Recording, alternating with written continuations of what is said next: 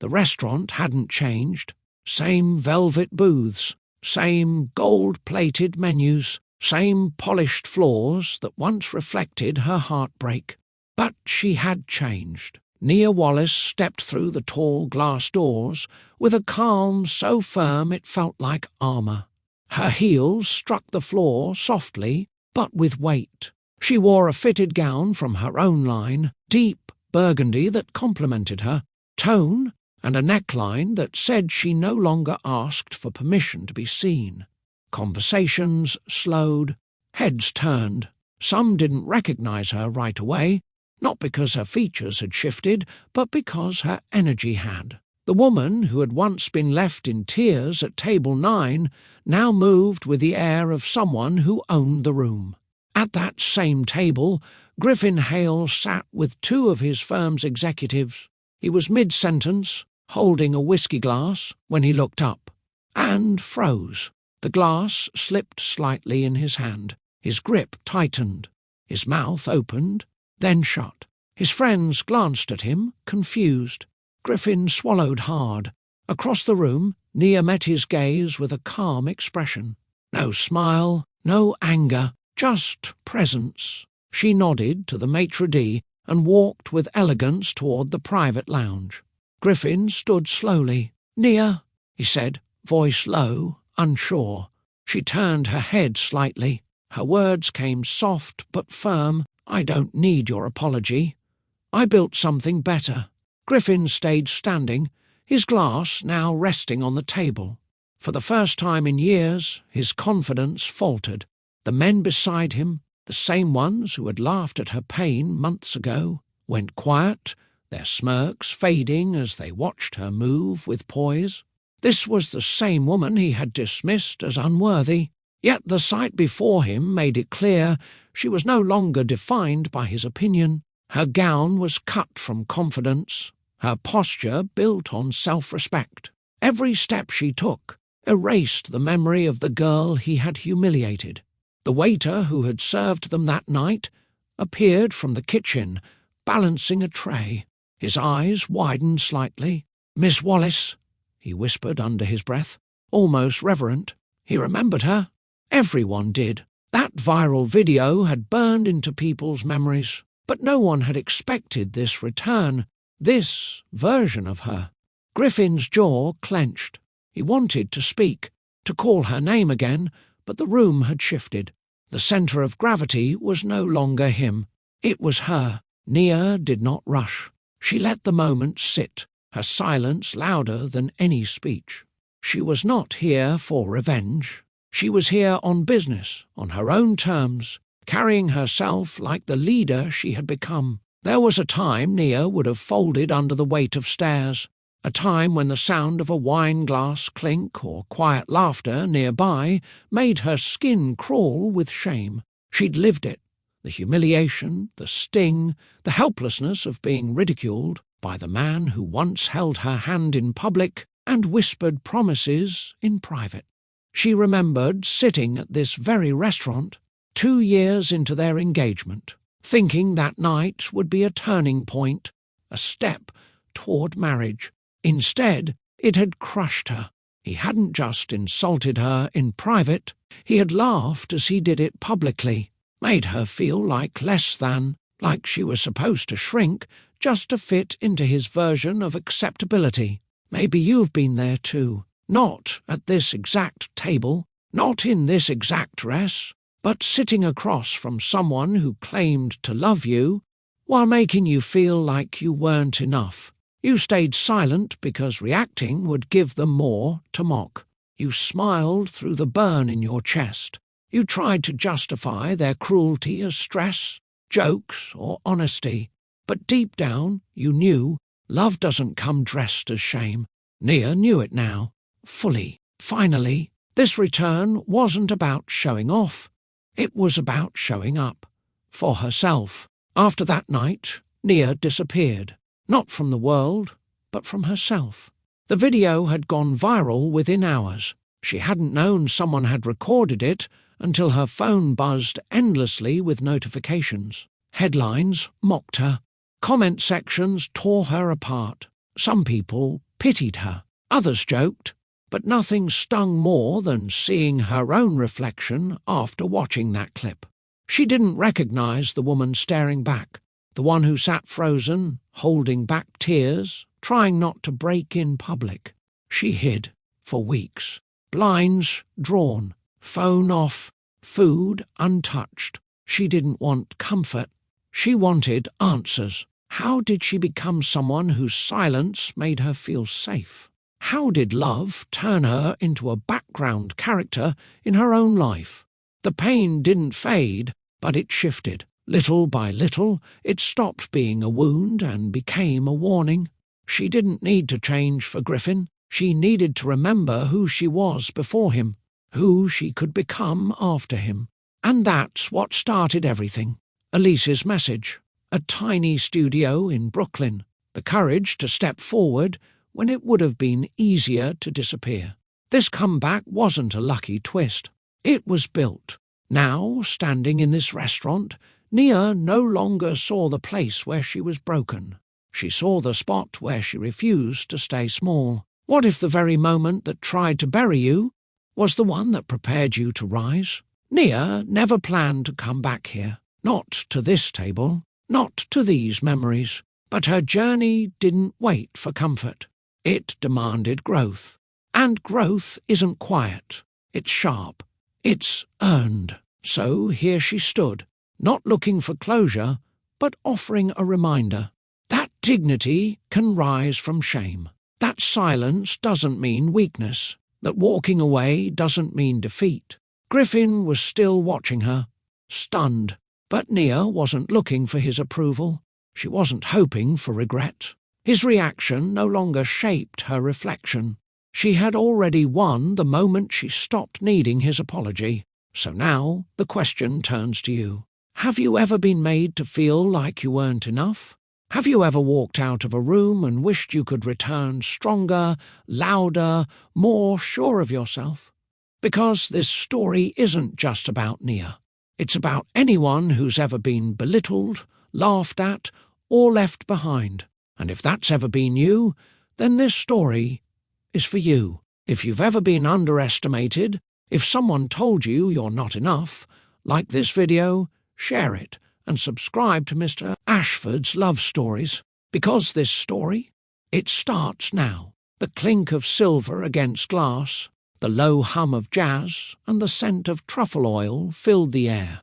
The restaurant was elegant, filled with soft gold lighting and the muted chatter of well-dressed guests. It was the kind of place people booked weeks in advance, the kind of place where memories were supposed to be made. Nia Wallace sat near the back, facing the entrance, her fingers lightly brushing the stem of a half-full wineglass.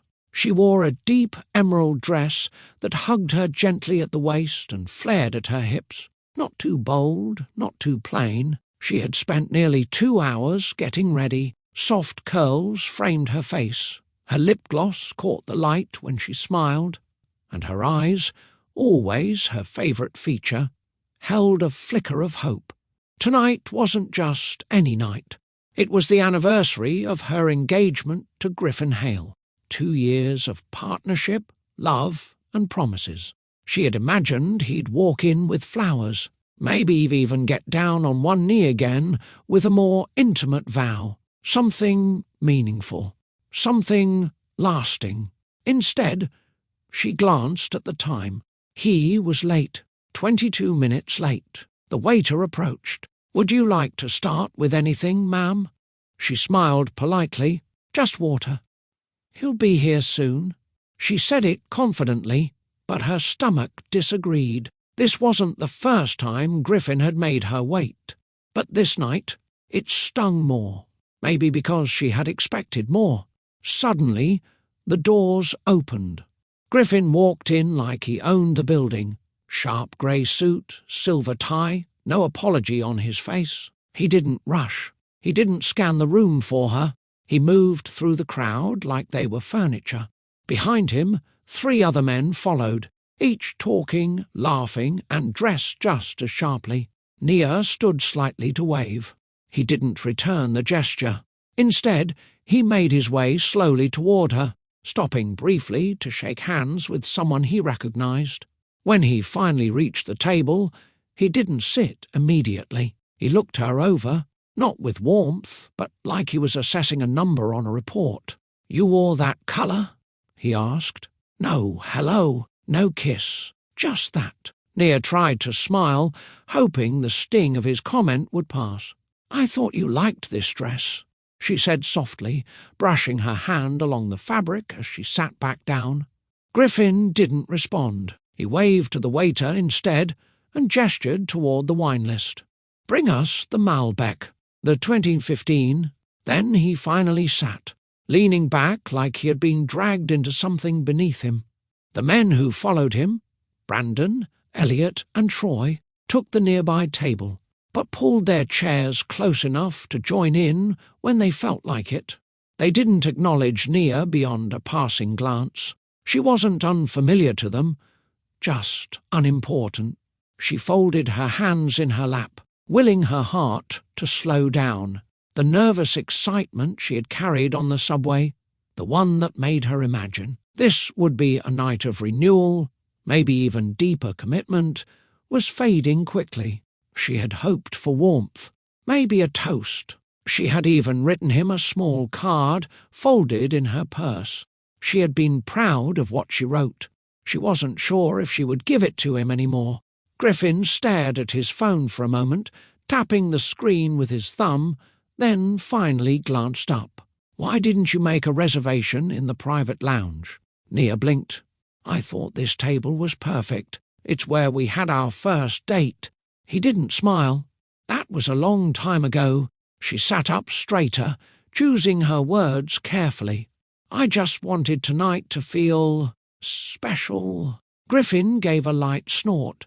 "You always try too hard to make things meaningful." That cut deeper than she expected. She tried to brush it off with a breath, but it lingered in the air between them like perfume gone sour. "I wanted to celebrate us," she said, still trying. Griffin didn't meet her eyes. "We're not in college anymore, Nia. Celebrating anniversaries like it's Valentine's Day feels a little juvenile." She nodded slowly, more to steady herself than agree. The wine arrived. She took a sip, careful not to smear her lipstick. He didn't look at her once as he swirled his glass. The men at the next table leaned in, their voices already loud with expensive wine. Brandon, the tallest of the three, raised his glass toward Griffin. "Man, this place hasn't changed a bit.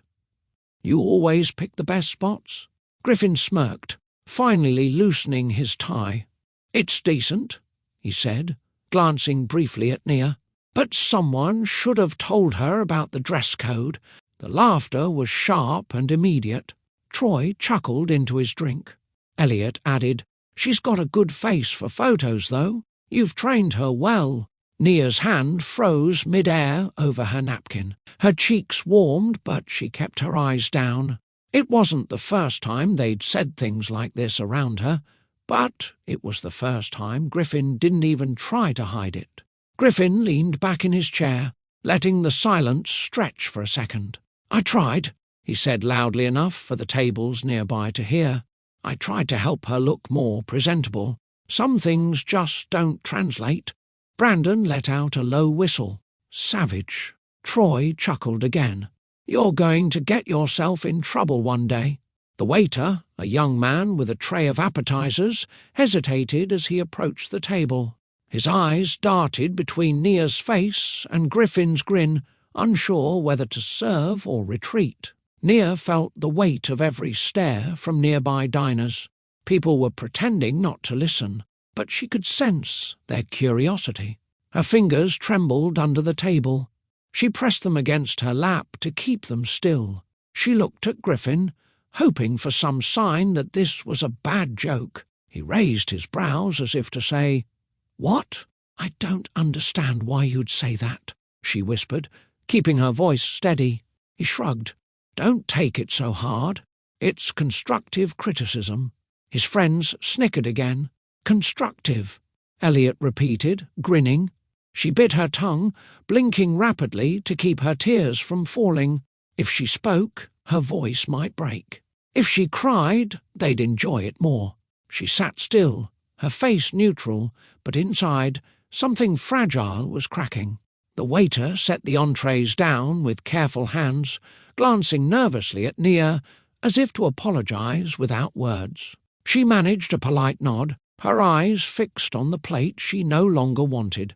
The food smelled rich, but she couldn't taste anything. All she felt was the weight of humiliation pressing into her chest. Griffin took one look at his meal and gave a small sigh. "This is cold," he muttered. "Why do I even bother coming here any more?" His eyes flicked to Nia. "You'd think after 2 years you'd learn how to make things easier for me." Nia's fingers tightened around her fork. "Easier?" she asked softly. This was supposed to be a celebration. He laughed without humour. "Celebration? Of what? Me dragging you out of your comfort zone?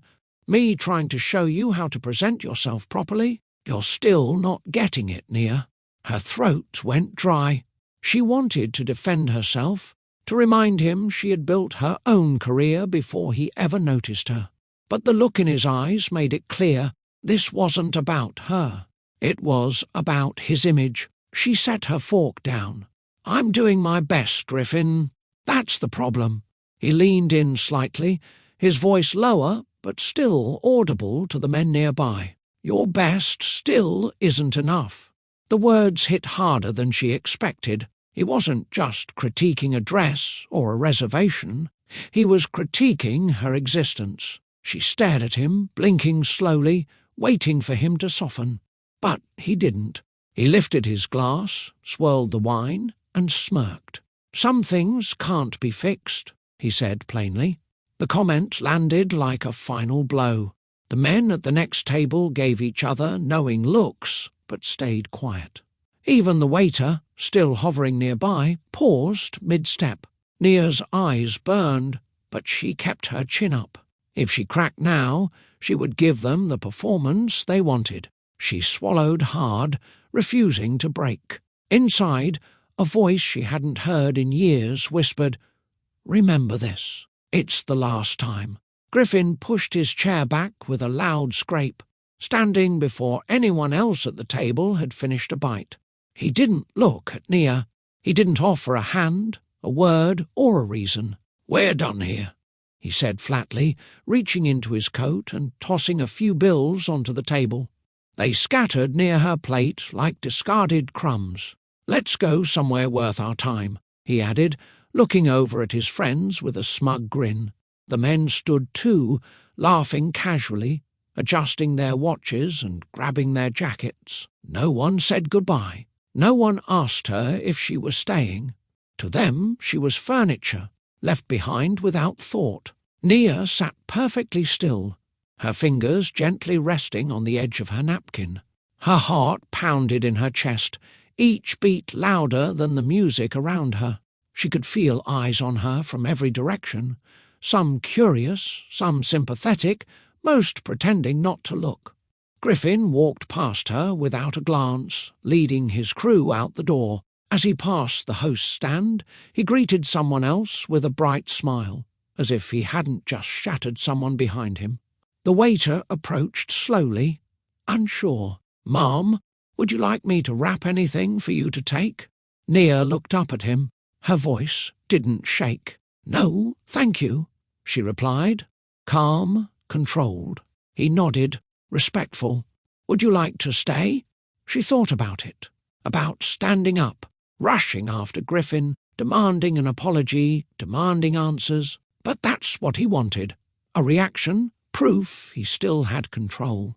Instead, she sat back and reached for her water. "I'll finish my drink," she said. "Then I'll leave." And she meant it. Not just for the evening, for good. Across the room, the laughter of Griffin's friends faded into the distance. The spotlight had moved on from her, but something inside her had shifted. Quiet, strong, and permanent. She didn't cry. Not there. Not then. She stayed composed, sipping water that tasted like regret but went down like resolve. At the table nearest the window, a young woman in a black dress sat alone with a half-finished dessert. She hadn't meant to eavesdrop, but Griffin's voice had been sharp, his tone impossible to ignore. The tension was louder than the music, and when he stood and tossed money down like loose change, her instinct kicked in. She had pulled out her phone, not to be nosy, but to capture what felt wrong.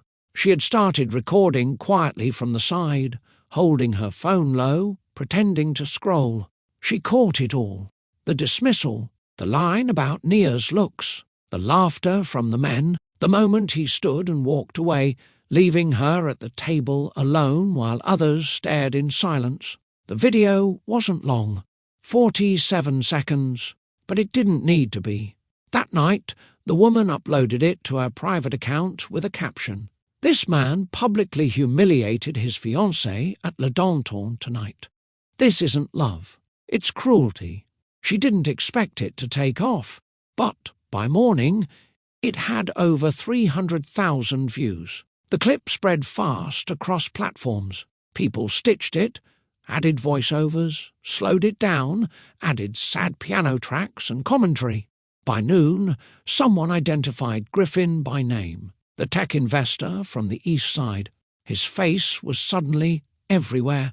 Nia's too, though she hadn't said a word. Online, the narrative split. Some mocked her, others defended her.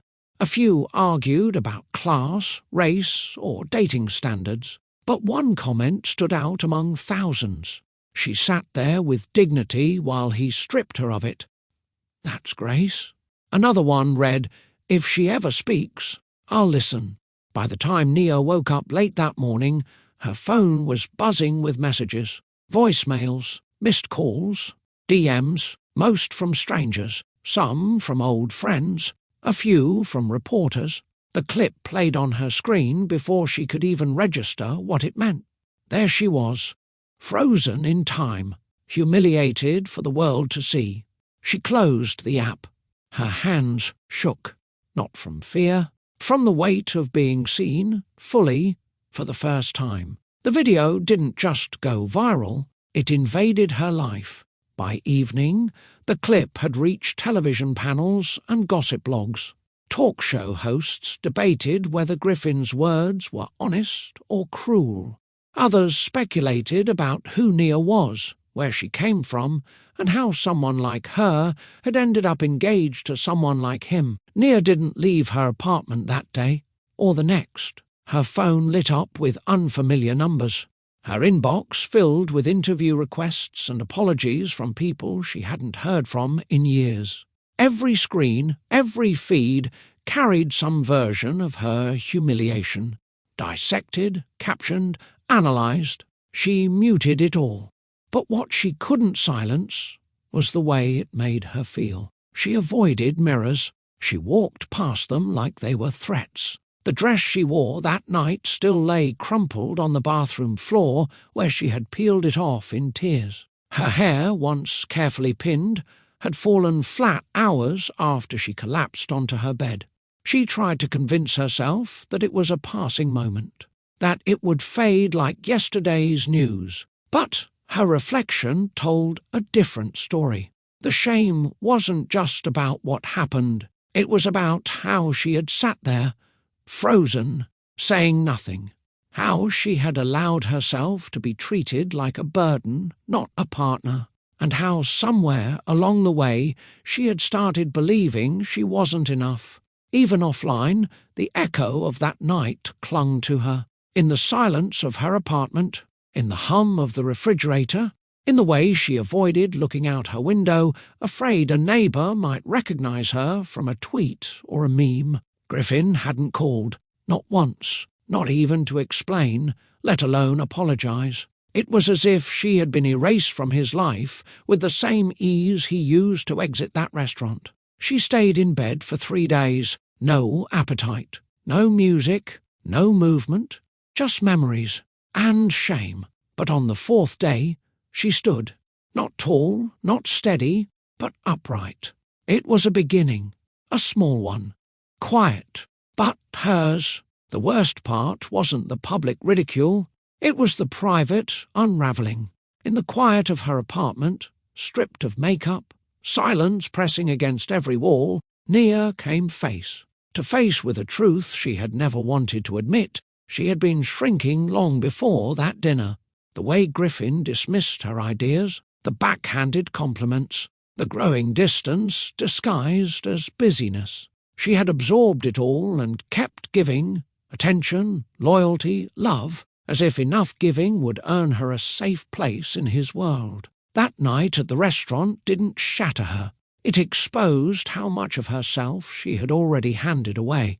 She stood barefoot in the middle of her room, the light from her phone dimmed, the video paused on her frozen face. Not angry, not crying, just quiet. That moment told her everything. She didn't fight back because she no longer recognized her own voice. She didn't walk out first because she still hoped to be chosen. And when he left, she didn't stop him because part of her believed she deserved it. But standing in that reflection, wearing nothing but the weight of that realization, she made a decision. She wasn't going to ask for respect anymore. She would build a life that demanded it. Pain had done its job. It had burned through the pride that kept her silent. It had peeled back the false strength she wore like armor. And what it revealed wasn't weakness. It was raw clarity. She could let that pain define her, or she could let it fuel her. Either way, she had no plans of being the same woman again. Not after that night. Not ever.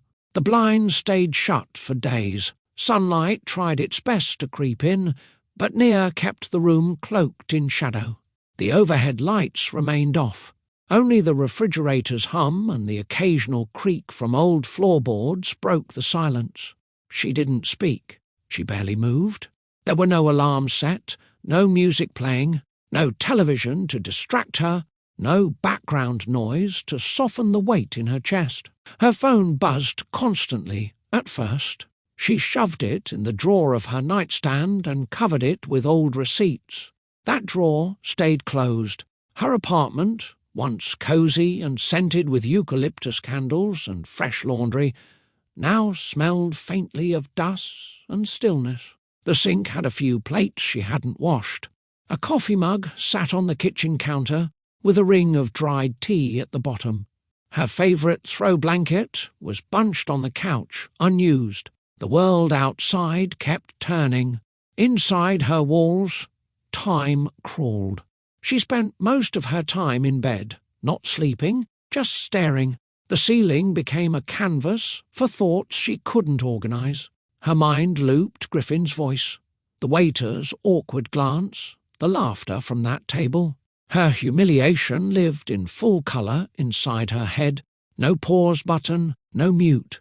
Even at night, when her eyes shut from exhaustion, her body remained tense. Dreams weren't escapes, they were echoes, and waking up only meant facing it all over again. The space that once felt safe now echoed with everything she couldn't say aloud. She didn't cry much anymore.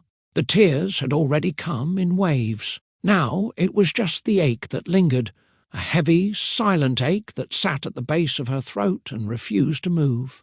She didn't answer the door when packages arrived. She ignored knocks from neighbours. She let groceries spoil in the fridge. She didn't want to be seen, not even by the people who loved her. Not when the entire world had already seen the worst moment of her life play out on loop. She wasn't hiding. She was trying to survive. By the second week, her phone had become an enemy. It vibrated on the nightstand until the battery drained. Then she left it dead. Each time she tried to pick it up, dozens of missed calls and hundreds of unread messages stared back at her like open wounds. Friends she hadn't spoken to in years wanted to check in. Journalists wanted quotes. Strangers sent voice notes, some kind, some vile. She couldn't sort through them anymore. Her voicemail filled up. She stopped checking. Notifications stacked on her lock screen like bricks until she powered the phone off completely. Silence felt like a balm she could still control.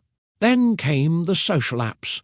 Every time she opened one, The first thing she saw was her own face frozen mid-blink from the viral clip. Different captions, different hashtags, same humiliation. She would scroll just long enough to see the latest comments before nausea set in. She deleted one app, then another. By the end of the week, she had wiped them all off her phone. Even text messages felt too heavy to open. She muted group chats, left online communities she had once enjoyed. Her inbox became a graveyard of "Are you okay?" messages and opportunistic offers disguised as sympathy. The disconnection wasn't just digital. It seeped into her body. She stopped picking up her mother's calls. She didn't reply to her closest friends' texts. She let co-workers think she was on leave rather than explain the truth. She felt she had nothing left to say. What little routine she had crumbled further. She avoided the mirror and the window. She moved only to get water or use the bathroom.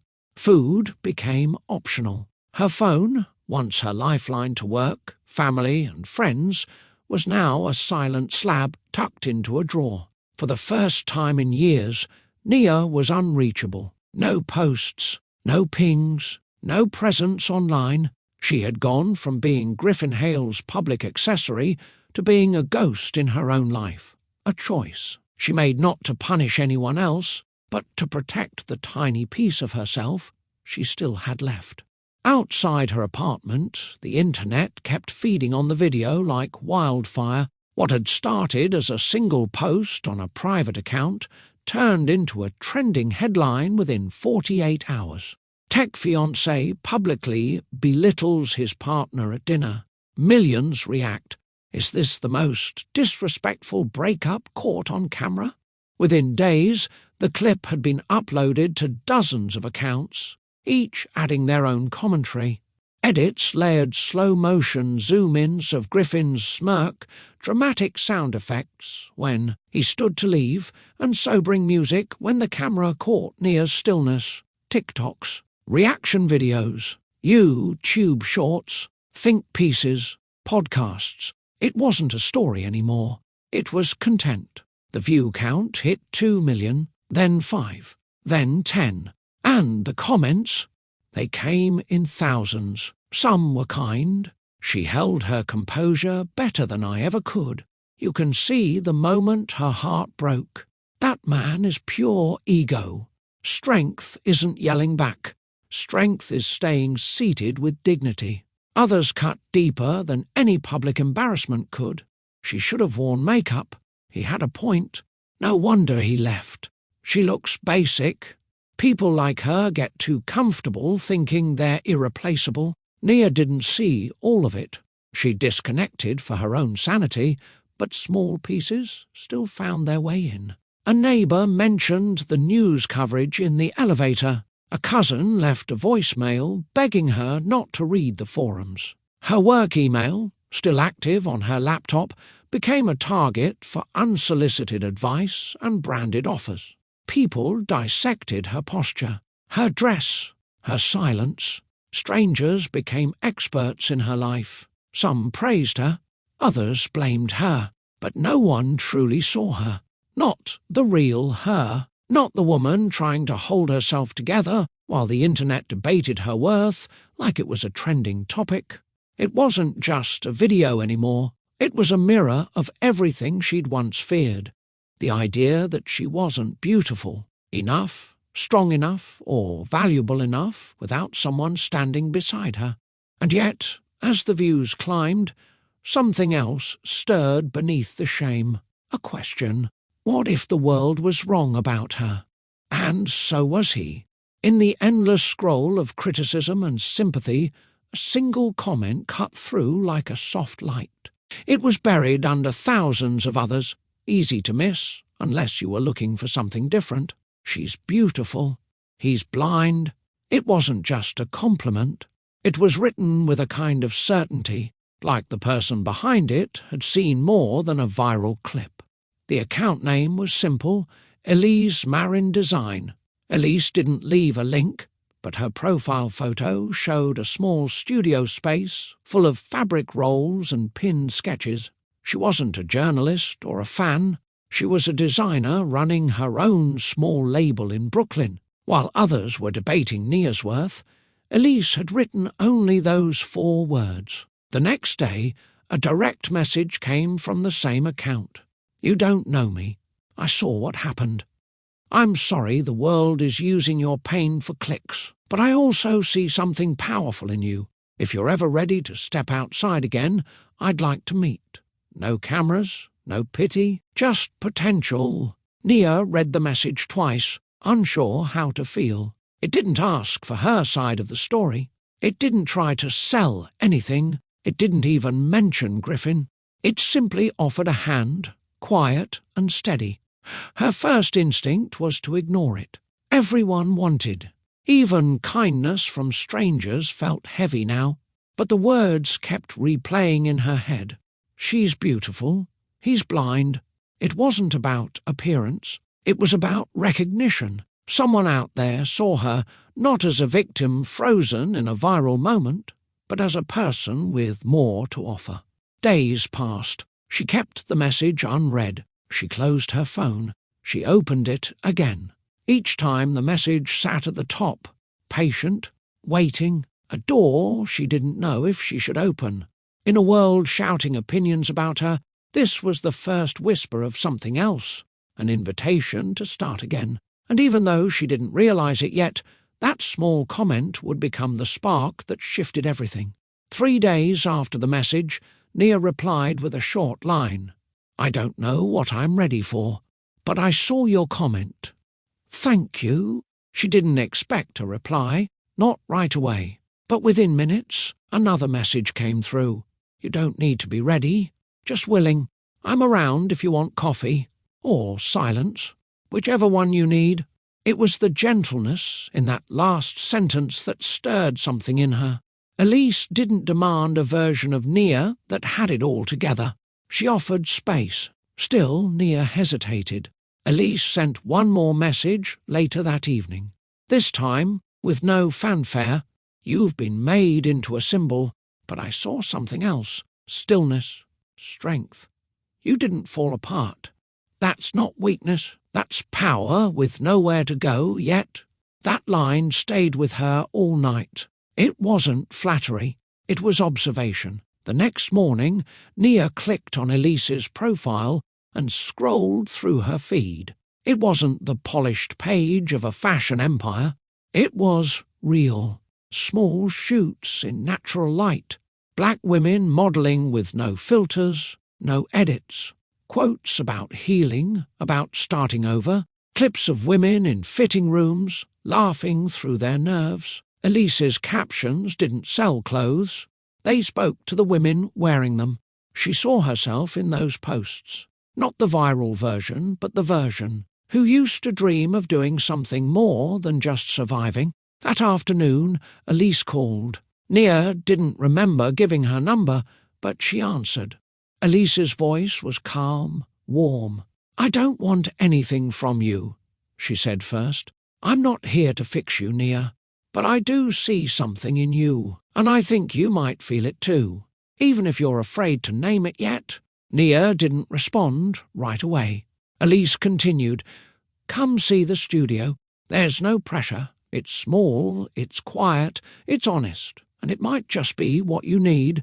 There was no pitch, no desperation, just one woman reminding another of the value no headline could define.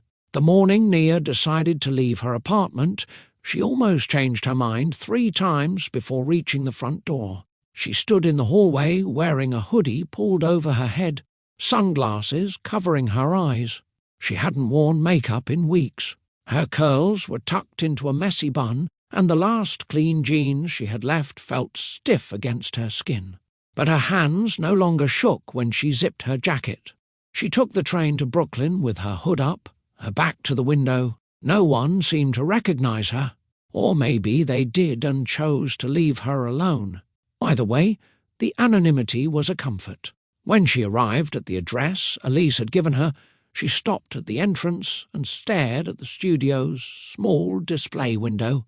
It wasn't flashy, just a few mannequins, one with a half-finished dress pinned loosely down the back. There was something humble about it, real. Her fingers hovered over the door handle. She thought about turning back. She thought about the video. She thought about the version of herself Griffin had left behind, the one who sat frozen in shame. Then she opened the door. The bell above chimed softly. The smell of fabric, wood polish, and fresh coffee greeted her. Inside, bolts of cloth lined one wall, and sketches were taped above. A long work table littered with thread, scissors, and folded muslin. Elise stood near the back, her sleeves rolled up, hands deep in a sewing machine. She looked up, wiped her hands on a towel, and offered a small, quiet smile. "You made it." Nia gave a faint nod. "I didn't know if I would." "No one ever does, until they do," Elise said. "Come in. You're safe here." It wasn't dramatic. There were no long stares, no embraces, just a shared understanding, a passing of something silent between two women who knew what it felt. Like to be bruised by the world and still choose to walk anyway. Elise didn't ask questions. She handed Nia a mug of warm tea and showed her where to sit. No expectations, no cameras, just space. Nia sat quietly in a corner of the studio, sipping her tea, while Elise moved around the room with quiet focus. She didn't rush to fill the silence. She didn't ask probing questions. Instead, she returned to her work, measuring fabric, pinning a hem, jotting down notes on a clipboard. It was a rhythm, peaceful, grounded. Nia watched. Something about the way Elise handled her materials made the space feel like more than a studio. It felt like a sanctuary, one where flaws weren't hidden but transformed. After an hour, Elise finally looked up. "You ever sew before?" she asked casually. Nia shook her head. "You ever sketch?" Nia hesitated, then answered, "A little. In college, just for fun." Elise nodded. "That's all this started as too." She gestured for Nia to join her at the cutting table. There were swatches of fabric spread out, each with notes scribbled in pencil along the edges. Some were bold, some soft, all unfinished. "I don't run a fashion house," Elise said. "I build stories through clothing. Every woman who comes through here brings a piece of herself. Pain, hope, laughter, even silence." She looked directly at Nia. "You don't need to be fixed. You need to be heard. And sometimes the first voice that matters is your own." Nia didn't respond right away. She didn't know what to say. So Elise pulled out a sketch pad and placed it in front of her. "Don't talk," she said. "Just draw. Anything. Doesn't have to be pretty. Doesn't have to be big. But put something on that page that belongs to you." Nia stared at the blank paper. Her fingers trembled as she picked up the pencil. The first line she drew was crooked. The second was straighter. She didn't realize she was breathing easier until halfway through the page. Elise didn't hover. She returned to her machine, giving her space. That was the thing about Elise. She didn't treat Nia like a project. She didn't say, "I know what you've been through." She didn't offer clichés or false comfort. She offered something more powerful, direction. That night, Nia returned to her apartment with a folded piece of muslin in her bag and pencil marks smudged on her fingers. Her hoodie was still up, her face still bare. But something in her posture had shifted. She didn't walk any faster. She didn't smile. But she wasn't hiding either. The next morning, she didn't open her social apps. She didn't check the news. Instead, she brewed tea, pulled out the sketch pad Elise had slipped into her hands, and opened to the second page. She stared at it for a long time, and then she drew again. Not because she thought she was good at it, not because she was trying to prove anything to the world, but because, for the first time in weeks, she felt like she had something to say, and a safe place to say it. Her pain hadn't disappeared. The shame still visited in quiet moments, but she stopped justifying it. She stopped repeating Griffin's words in her head like a record on loop. She no longer rehearsed the moment she should have walked out of that restaurant or the perfect comeback she never delivered. She realized something deeper. Healing didn't mean defending the woman who stayed seated. It meant choosing to become the woman who stood, even if she stood alone. In Elise's studio, she wasn't the girl from the video. She wasn't a meme, a comment thread, or a punchline. She was a pair of hands holding fabric, a voice offering suggestions during fittings, a creative mind contributing to something new. Each day she returned, she stitched a little more of herself together, and slowly her identity stopped being about survival. It became about construction. She didn't need the world to apologize for what it had done to her. She needed to rebuild on her own terms without begging for permission or carrying the weight of who she used to be. This wasn't a makeover, it was a reintroduction, and it started with her believing she could begin again.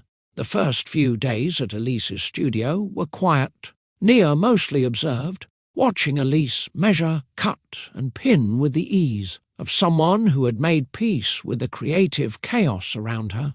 There was no formal orientation, no contract to sign. Elise simply handed her a pencil, a pad, and a seat at the table. "You're not here to be a shadow," she said. "You're here to build." It started small. Nia helped match fabric swatches, organized sewing tools, and pressed finished garments with steady hands. But Elise paid attention. Every suggestion Nia offered was considered. When Nia sketched a sleeve variation for a mock-up, Elise didn't just nod, she tried it.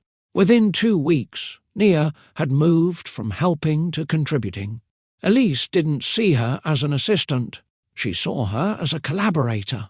The studio became a space of healing by accident, not through sympathy, but through shared purpose. Elise's team, though small, was made up of women who had each brought their own stories into the workspace. They didn't ask questions about Nia's past. They treated her as if she belonged. Every piece of fabric carried an idea. Every design session sparked debate. And when Nia's voice entered those conversations, people listened. The silence that once defined her days began to break. Not with loud declarations, but with purpose-driven work. She spoke up when she had a thought. She shared reference photos and colour ideas. She helped revise sketches. Her hands moved faster, steadier. Her shoulders no longer curved inward. And Elise took notice. "You're not the same woman who walked in here 2 weeks ago," she said one afternoon. "I still don't know what I'm doing most of the time," Nia replied. Elise smiled.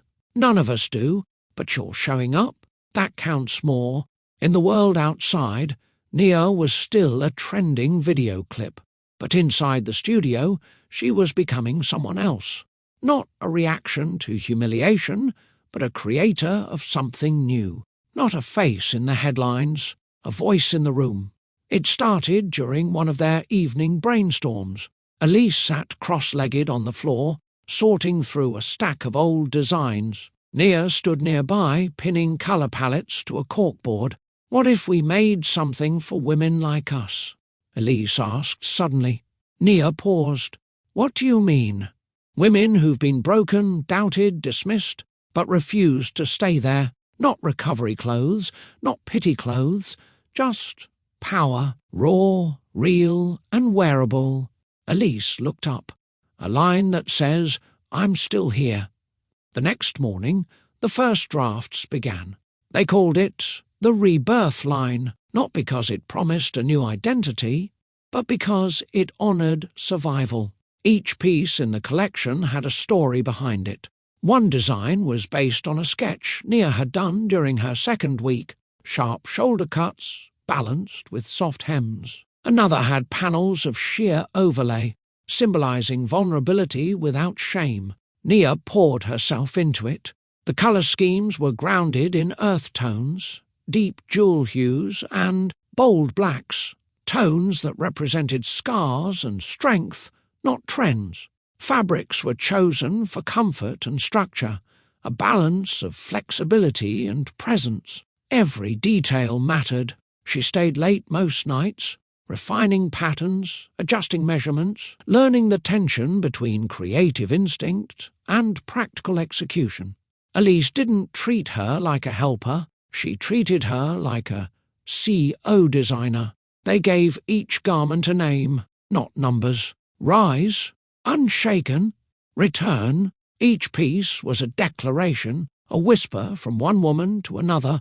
You're allowed to be seen. Nia designed one dress with asymmetrical lines, inspired by the way she felt. Looking in the mirror, not perfectly balanced, but still worth framing. Elise loved it.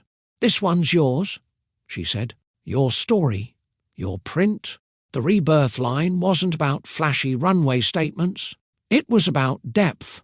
It was about the moments no one else sees, like getting out of bed after heartbreak, or putting on real clothes when grief feels heavier than your body.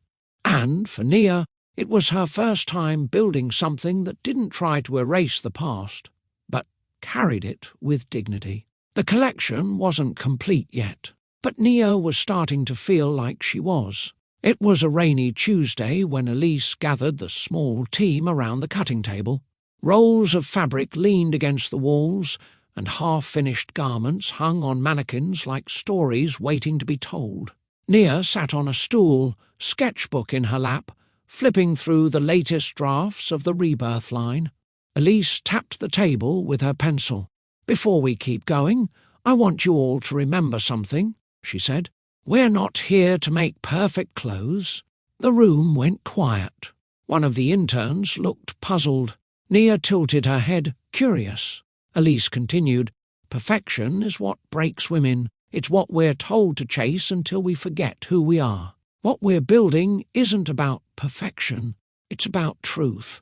People don't want perfect. They want honest. They want clothes that feel like them, not like a costume for someone else's expectations. She pointed to one of Nia's sketches pinned on the wall.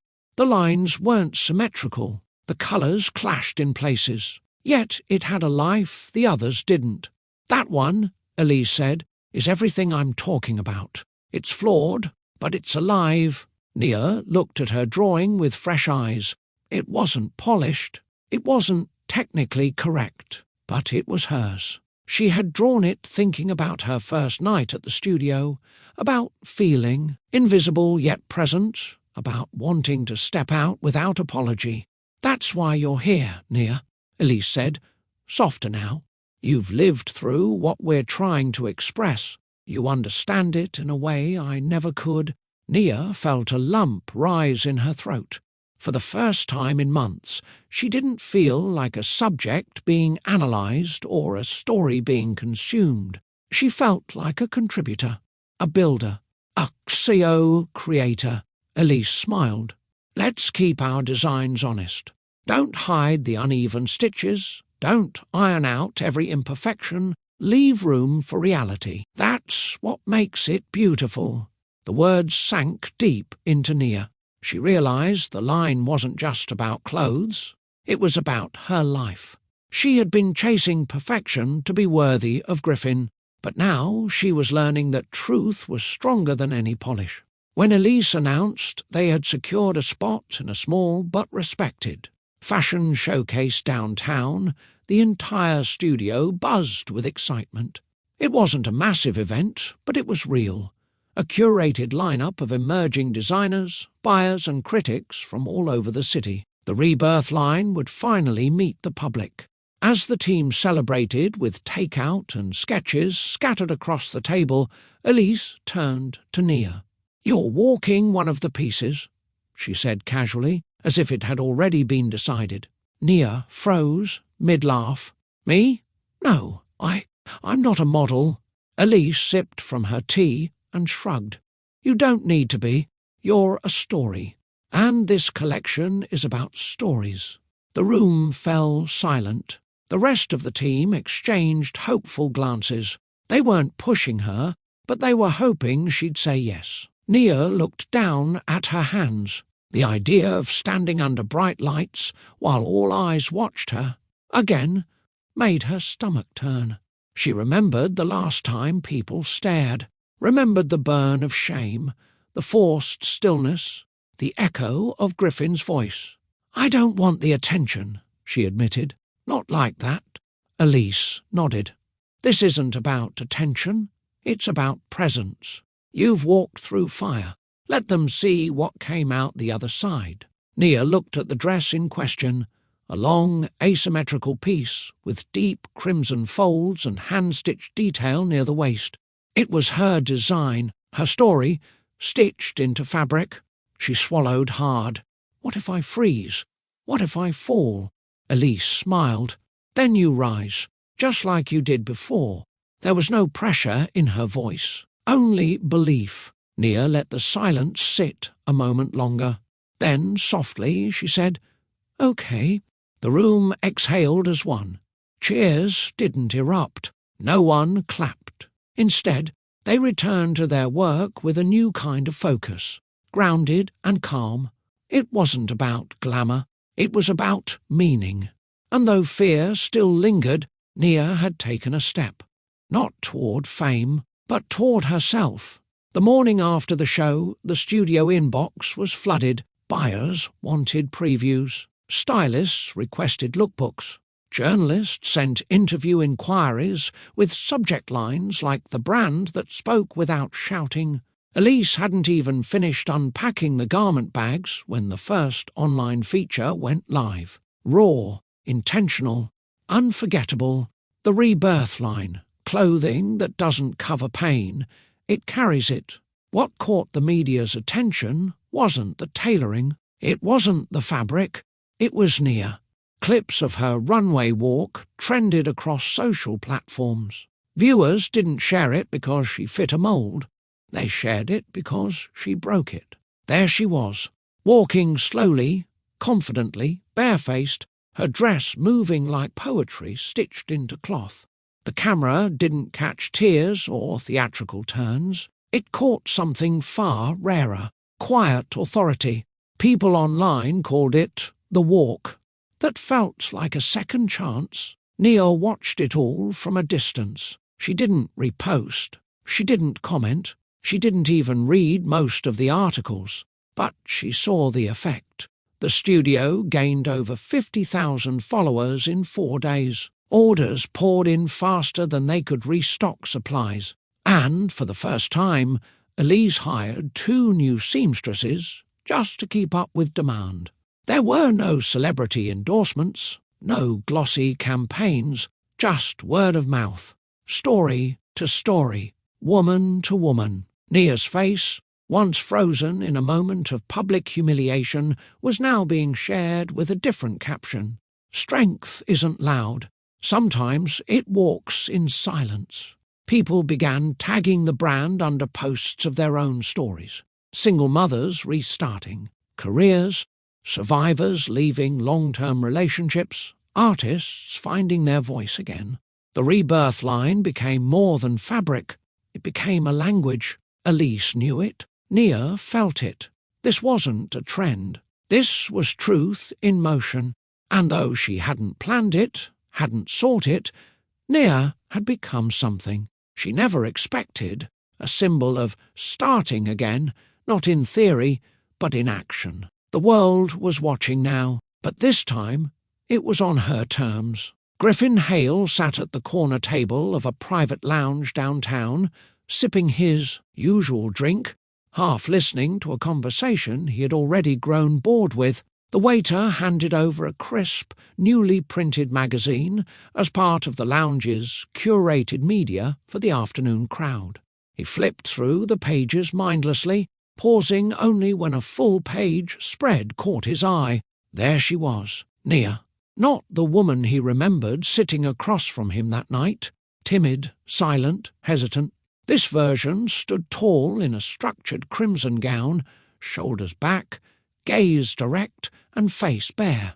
No captions screaming for attention, just her name and 3 quiet words beneath the title, The Rebirth Line. His fingers hovered over the page. The room's chatter dimmed around him. For a moment, he stared, unsure how to feel. She hadn't disappeared. She hadn't buried herself in shame. She hadn't even rebranded into someone else. She had taken the same truth he tried to silence and turned it into something that now stared back at him in national print. He remembered the night he walked out, the calm in her eyes, the way she didn't follow. He remembered thinking she'd reach out eventually. She never did. Now here she was, in a magazine he didn't even subscribe to, in circles he no longer controlled. He reached for his phone but didn't unlock it. His thumb hovered over her name in his contacts, still saved under Nia. Home. He didn't press it. He couldn't. He placed the phone face down and stared back at the image. It wasn't her transformation that unsettled him. It was the realization that she never needed his permission to become this. He leaned back, the taste of his drink dull on his tongue, and for the first time in months, Griffin Hale sat in silence. Not because he had nothing to say, but because he knew she wouldn't be waiting to hear it. There's a moment in everyone's life when you stand at a crossroads, not between failure and success, but between breaking quietly or rising in full view. Nia had been broken, publicly, but what made her story different wasn't the shame. It was what she did with it. She didn't cover it up. She didn't rebrand herself into someone unrecognizable. She worked through the quiet, built with her hands, and showed up with nothing but honesty. She didn't need the world to validate her anymore, because she had learned how to validate herself. One stitch, one sketch, one step at a time, and that's the kind of strength that lasts. Not loud, not flashy, just real. If you're watching this, maybe you've been humiliated. Maybe someone wrote you off, silenced your voice, or left you behind thinking you'd never rise without them. This story, her story, is proof that you don't need anyone's permission to begin again. You only need your truth. So here's your moment to engage. If you've ever turned pain into purpose, if you've used what tried to destroy you to rebuild your own path, hit like. If Nia's journey reminds you of your own, or of someone you admire, comment and share her strength. Let her walk remind someone else to stand. Let her silence teach someone else to speak. Let her story move, not for attention, but for impact. It had been nearly a year since Nia had stepped foot in Le Danton. When Elise handed her the black envelope with the event details, Nia read the embossed lettering slowly. Her heart paused when she saw the venue's name, Le Danton. Her fingers gripped the card tighter. "It's the annual Future Forward Gala," Elise explained. "We've been shortlisted for a corporate sponsorship with a major retailer. They want to meet someone from the design team before committing to a full campaign." Nia looked up. "You want me to go? You're the heart of this line, Nia. I trust you." Elise didn't mention the location. She didn't need to. They both knew, but she also knew Nia could choose to say no. Nia nodded once. The night of the gala, she arrived in a sleek graphite gown, structured at the shoulders, with clean lines that carried authority. Her hair was pinned up, minimal jewellery, no need for sparkle. She wasn't there to perform, she was there to negotiate.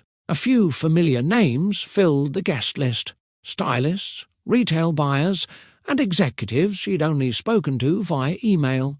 Elise had briefed her thoroughly. Numbers, vision, talking points. But Nia didn't carry a script. She carried herself. She stepped out of the car, heels clicking against the pavement, and looked up at the same glass doors where she once waited to be noticed. Now she didn't wait. She walked in. The restaurant was as polished as ever, dim chandeliers, tables set in perfect symmetry, soft music filling the space. But to Nia, it no longer felt intimidating. This wasn't the scene of her collapse. It was the place where she had decided to rise. She moved through the crowd with calm precision, Checking her name off at the reception table, she introduced herself to the hosts and settled into her role, a representative of a brand that stood for rebuilding, not revenge. But as she crossed the room toward the lounge where her meeting would take place, her eyes caught something familiar. A waiter. Not just any waiter. The waiter. The one who had seen everything. And in a second, the past caught up to the present, not to haunt her, but to witness who she had become. He stood near the corner of the dining room, balancing a tray of champagne flutes with practiced ease. It had been a long night already, and most guests barely noticed the staff moving between tables. But when Nia entered, his posture shifted, tray still in hand, eyes locked on her. It took him a few seconds to register. Then recognition flickered across his face. The last time he had seen her, she had been seated in a green dress at table 9, quiet and humiliated, abandoned by the man who made her the centre of an ugly scene. That night, he hadn't known what to do, whether to step in, offer comfort, or pretend like nothing had happened. Now, here she was, the same woman, and somehow not the same at all. She approached the bar, not to order a drink, but to gather herself before her meeting. Her movements were graceful, calm, commanding. She scanned the room with a focus he hadn't seen in her before, not looking for anyone, just aware. He cleared his throat gently and stepped closer. "Miss Wallace." Nia turned, slightly surprised but polite. "Yes." He set the tray down and offered a small, almost shy smile. "You probably don't remember me. I was working the night you were here before." She blinked. Her expression didn't harden. It didn't soften either. It stayed steady. "I remember," she said. He nodded. "I never forgot you. What happened that night? I wanted to say something. I didn't, and I've thought about it more times than I can count." Nia looked at him closely, not with resentment, just stillness. The waiter continued, voice low. "But tonight, I just wanted to say, you look incredible." There was no flirtation in his voice, no performance, just awe, just respect. She smiled, gently but with weight. "Thank you," she said. "I feel different." He nodded again, stepping back, letting her have her space. "You carry it well." She didn't respond with words this time, just a simple glance that said, "I know." It wasn't vanity, it was peace, a kind that needed no explanation. Griffin stood across the room near the tall marble columns that framed the back section of the lounge. He was surrounded by 3 other men in dark suits, partners from his firm. His voice carried the same confidence as always, layered with the arrogance of someone used to being heard. "If we close before the quarter ends, we lock the valuation in at over." He stopped mid-sentence. His eyes had drifted toward the movement near the bar, a familiar silhouette, elegant but firm, walking with quiet authority. Nia. He blinked, unsure if his mind was playing tricks on him. But when she turned slightly and the light hit her profile, there was no mistake. It was her, not the version that sat silently at their last dinner together, absorbing insult after insult. Not the woman the world had pitied in comment threads and reaction videos. This was someone else, someone who had moved on without asking for closure. She was speaking with an older man in a tailored charcoal suit. Her expression was poised. Her hands didn't fidget. Her presence wasn't loud, but it shifted the attention in the room. Even those who didn't know her seemed drawn to the way she carried herself, like she belonged. Griffin lost track of what he was saying. His colleagues followed his gaze and paused. "Everything all right?" one asked. Griffin didn't answer. His mind raced, trying to piece together the distance between the last memory he had of her, teary-eyed left at a white tablecloth, and the version now standing under crystal lights, holding court without needing to raise her voice. He hadn't expected to see her. He hadn't planned for it, and the suddenness of it knocked the air out of him. For the first time in a long time, Griffin didn't know what to say. Did he approach her? Ignore her? Apologize? None of those options felt like enough. She hadn't looked in his direction once, and that silence, her indifference, hit harder than any insult ever could. Nia spotted him before he stepped forward. She didn't react, didn't adjust her posture, didn't pretend not to see him. She simply finished her conversation with the event coordinator, nodded politely, and turned toward the hallway where her scheduled meeting was set to begin. Griffin intercepted her path, clearing his throat as he approached. Nia, she stopped. Slowly, she turned to face him, hands relaxed by her sides.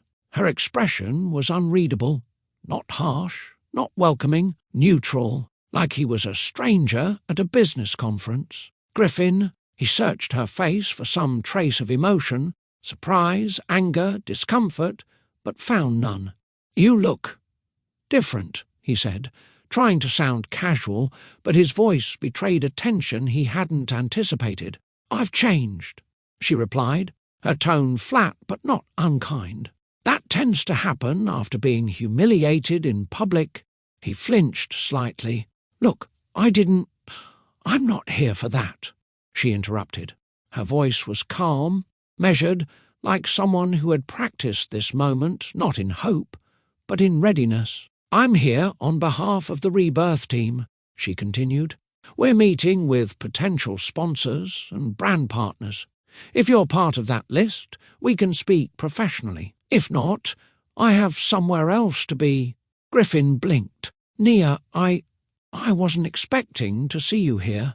She smiled politely, the kind of smile that didn't reach her eyes. Most people don't expect those they dismiss to show up again. Standing taller, he opened his mouth, but the words didn't form. Her directness disarmed him. There was no heat in her voice, no passive bitterness, just clarity. Griffin had always known how to handle anger, how to manipulate guilt, how to smooth over tension with charm. But this, her composure, left no space for him to insert himself. She didn't raise her voice. She didn't defend herself. She didn't explain who she had become. She simply stood there, unbothered, steady, and uninterested in the drama he likely expected. Before he could speak again, she said, "If you're looking for the version of me you left behind, she's not here." And with that, she adjusted her folder and waited, not for his response, but for the conversation to end. Griffin shifted his weight from one foot to the other. For a man who usually commanded a room, he suddenly seemed unsure of what to do with his hands. He tucked them into his pockets, then pulled them out again, running a thumb across the edge of his cufflink. "Nia," he said quietly, leaning in as though that would soften his voice. "I need to say something. About that night." She raised a hand gently but firmly, stopping him mid-sentence. "Don't," she said. Her tone wasn't sharp. It wasn't dismissive. It was final. "I've replayed that night enough times for the both of us," she continued. "I don't need to hear a rehearsed explanation now." Griffin swallowed. "It's not rehearsed. I was wrong. I was careless. I should never have—" She cut in again, her voice calm but heavier now, as if placing a stone between them. "You were exactly who you wanted to be that night, and you showed me exactly who I never want to be again." He blinked, stunned by the simplicity of her words. He had expected anger, maybe tears, maybe a dramatic scene he could control by apologizing at the right time. He hadn't expected this, composure wrapped around steel. "I came to say I'm sorry," he said finally, almost pleading. Nia looked at him, her expression neither cold nor forgiving, just clear. "You don't owe me an apology anymore. I stopped waiting for it months ago." He opened his mouth to respond, but she continued, her voice steady. "I don't need closure from you," she said. "I became it." The space between them went still. The words hung in the air like a door closing quietly. For the first time, Griffin didn't have a follow-up line. He didn't have a way to spin the narrative. His usual charm fell flat against the wall of her self-possession. Nia shifted her folder from one hand to the other and glanced toward the private lounge where her meeting awaited. "I'm here for work," she said softly. "Nothing else." Then she took one small step back, giving him the signal that their conversation was over. Griffin remained standing, shoulders tense, lips parted slightly as if hoping to restart the conversation. But Nia was already turning toward the lounge. Done with anything that wasn't forward motion, she took 2 steps, then paused. Not because of doubt, because she had one last thing to say, and it wasn't personal, it was professional. She reached into the sleek folder tucked beneath her arm and pulled out a crisp, matte business card. Clean design, embossed lettering. At the top, the rebirth line. Below it, her full name, title, and direct contact. She turned back and extended it. He looked down at it, hesitant. "This isn't for a call," she said. "It's not a gesture to reconnect. It's a reminder." He glanced up. "Of what?" "That what you threw away became something you'd now have to book a meeting to be part of." The words weren't smug. They were matter-of-fact, the kind of clarity that didn't need to shout to leave an impact. He took the card, slowly, as if it weighed more than it should. His fingers hovered over her name. Nia tucked her folder under her arm again. "If your firm's serious about funding brands that change how people see themselves, that creates space for truth, then pass it to someone who understands value." She didn't give him time to respond. She didn't wait for understanding to dawn on his face. She simply turned, walked down the hallway, and disappeared behind the frosted glass of the private conference room. Behind her, Griffin stared at the card. She hadn't asked for revenge. She hadn't thrown insults or looked for payback. She had built something lasting and walked back into the room he left her in, not as a wounded woman, but as a leader. The business card wasn't a lifeline back into her world. It was proof she'd created one without him. And whether he used it or not didn't matter. She'd already moved on. When Nia closed the door to the private lounge behind her, she didn't lean against it for a breath. She didn't exhale in relief. She didn't replay what Griffin said. She didn't need to. There was a time when she believed closure meant hearing the words, "I'm sorry." She used to think healing hinged on an apology from the person who broke her, as if their recognition of her pain would validate it, but not anymore. She had waited long enough. Closure didn't come in the form of Griffin's regret. It came in how she handled herself. It lived in the calm with which she spoke, in the way she stopped giving him the power to make her feel small. In the truth she had already made peace with, he didn't end her story. He redirected it. And that was enough. Closure didn't arrive the day he texted back. It arrived the day she no longer cared whether he ever would.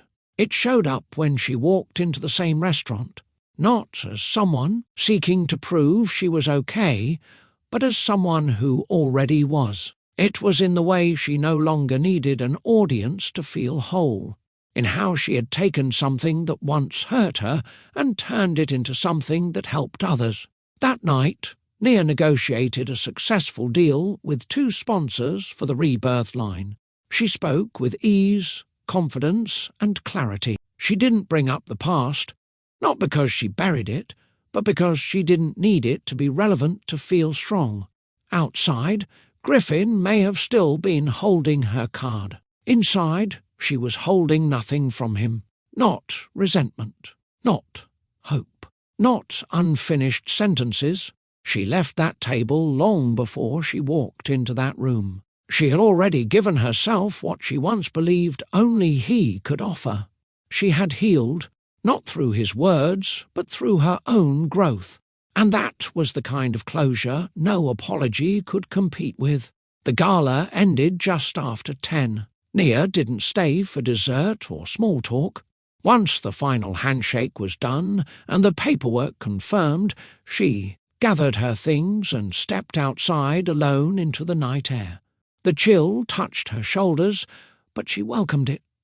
It kept her present. The street outside Le Danton was nearly empty, just a few guests waiting for car service, a valet adjusting his gloves, and the faint sound of laughter from inside.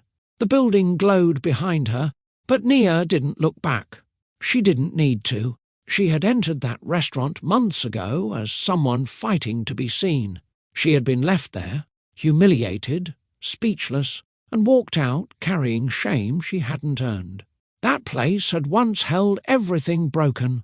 Now it held nothing she needed. What Griffin thought, what he regretted, what he might try to fix in the future, none of it mattered anymore, because she had already chosen herself, long before she saw his face again. She walked to the curb, heels steady on the pavement, her reflection briefly catching in the dark window of a parked car. No flashbacks, no trembling hands, no racing heart. Just a quiet, centered woman heading home after doing what she came to do. Her phone buzzed with a new message. Elise, saw the press photos. You owned it. Proud of you. Nia smiled, typing back a simple, "Thank you. I was ready," not because she had rehearsed the moment, but because she had done the inner work when no one was watching. She didn't need Griffin's validation. She didn't need the world to write a headline about her glow-up. She had already written a new chapter in how she stood, how she spoke, how she chose peace over proving a point. And as she slid into the back of her ride chair and watched the city blur past the window, one quiet truth settled fully in her chest. She hadn't returned for revenge. She had returned to remember how far she'd come. The room buzzed with quiet elegance, nothing flashy, just the warm murmur of voices and soft jazz humming in the background. It wasn't her kind of event, not years ago, but now Nia stood confidently at the product launch in Tribeca, dressed in a sleek olive jumpsuit from her own line. She had designed it with one intention, comfort that carried dignity. Elise was networking across the room, and Nia took a quiet breath by the refreshment bar, letting the weight of the evening rest on her shoulders. That was when he approached. "Chamomile or green?" a deep voice asked beside her. She turned, catching the calm expression of a man holding two mugs.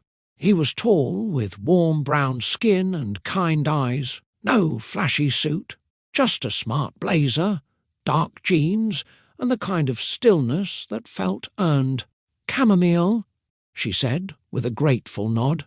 He handed her the cup without hesitation. "Aaron Vega," he offered, investor, accidental tea enthusiast, and admirer of silent strength.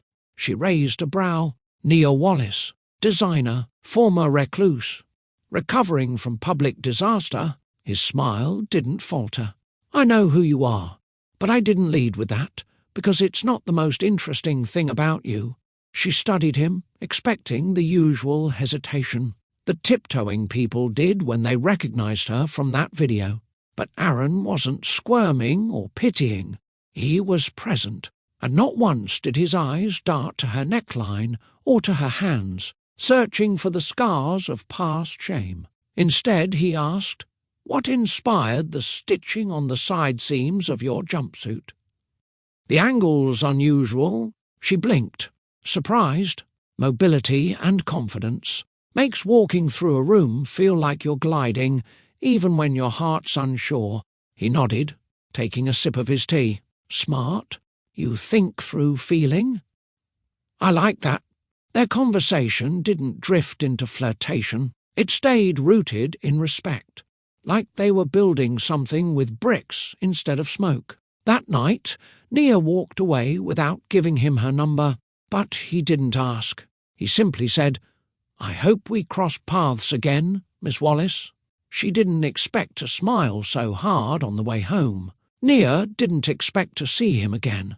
But 2 weeks later, she walked into a sustainability panel at NYU, and there he was, seated on stage as a guest speaker.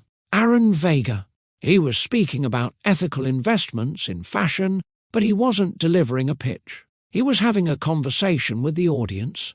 Grounded, thoughtful, Nia slipped into the back row, unnoticed, arms folded, unsure why she'd even stayed. After the panel ended, she was halfway to the exit when his voice called out behind her, "You're either following me or the universe has impeccable taste." She turned slowly. "Guess that makes both of us believers in good timing." He didn't rush forward, didn't ask how she'd been. He simply walked beside her, matching her pace. "I liked your comment during the Q&A, she said quietly. "I meant it. The industry doesn't need more perfection. It needs designers who lead with integrity. Like you." Nia didn't respond right away. Compliments often made her suspicious. People either wanted something or were performing niceness. But with Aaron, it felt different. They ended up at a nearby cafe, sipping black coffee over mismatched plates of roasted vegetables and couscous. There, under warm light and no pretense, Aaron asked questions that peeled back her layers gently, not to expose, but to understand. "How did it feel when the collection launched?" he asked. "Terrifying," Nia admitted, "like standing on a ledge in full view." He didn't look away. "And now?" "Now I know I didn't fall. I flew." Aaron smiled at that. "You didn't just fly. You lifted others too."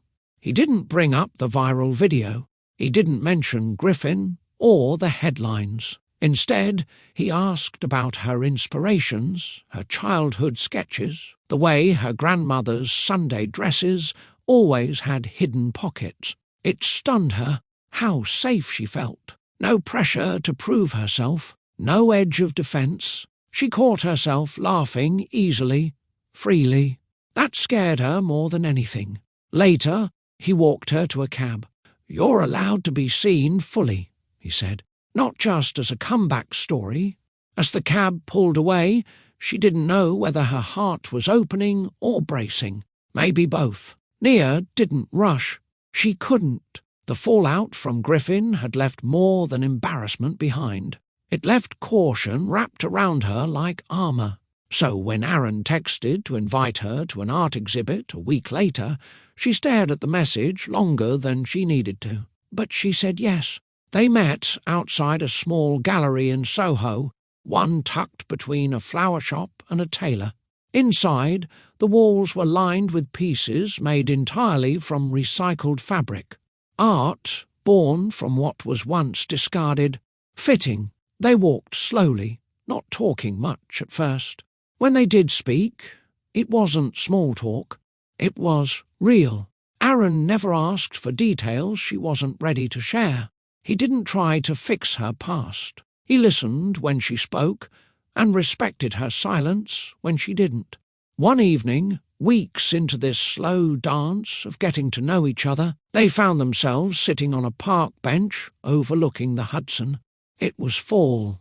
The air was crisp. Nia wore her grandmother's scarf, the ends tucked under her chin. "I don't think I know how to do this anymore," she confessed, eyes on the river. "Do what?" he asked. "Let someone in, not halfway, fully."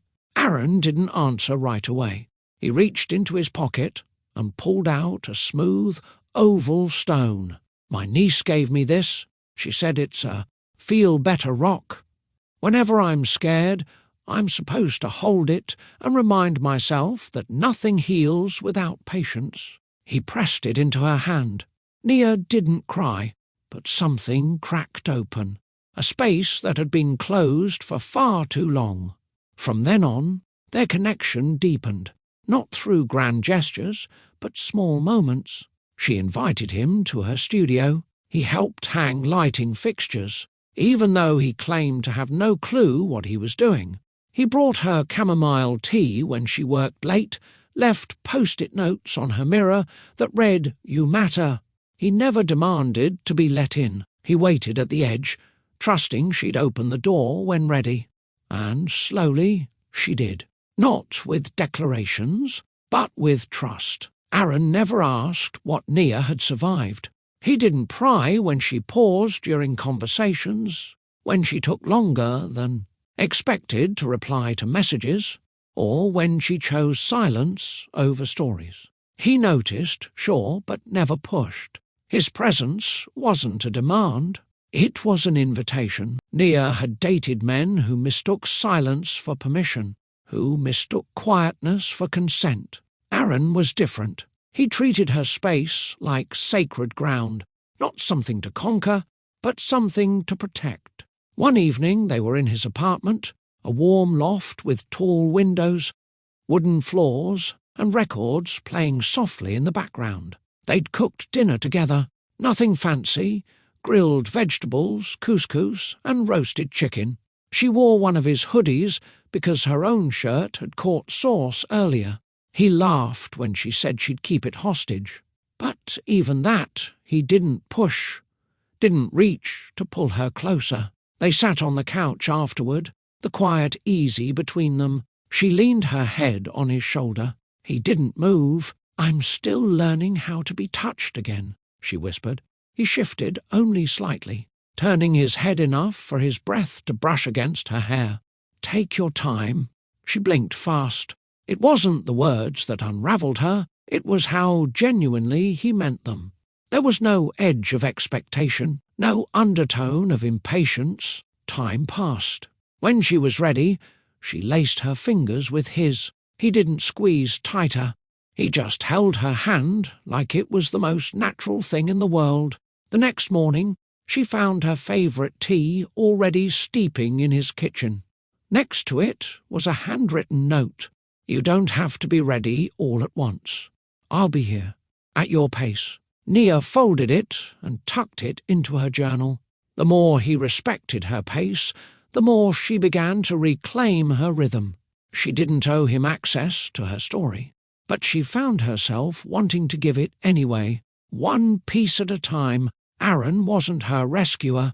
He was her reminder that she never needed rescuing in the first place. Just patience, space, and someone who saw her not as a project, but as a person worth walking beside. It was late, the kind of late where the city felt quieter than usual. Aaron had walked Nia home after an event supporting women-owned startups. Her heels clicked softly on the sidewalk, and he matched her pace without speaking.